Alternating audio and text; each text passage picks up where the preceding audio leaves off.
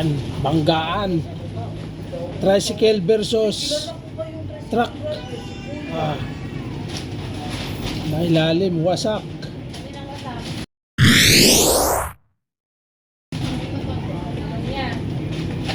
Ayun.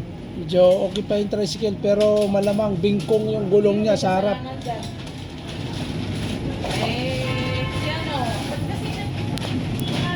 Yun na. Sino may kasalanan? Alamin natin.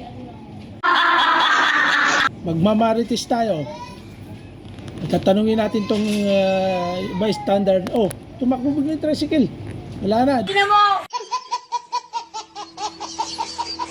Hindi na siya nag-ano. So, may lalim yung kanyang tricycle. Tatanungin natin yung marites dito. Ayan. Tatanungin natin. Ano nangyari? Kunti lang, kunti lang. Kunti lang? Ano? Sino may kasalanan? Yung tricycle! May tricycle. Tumakbo bigla. Gano'n? Sige. Good.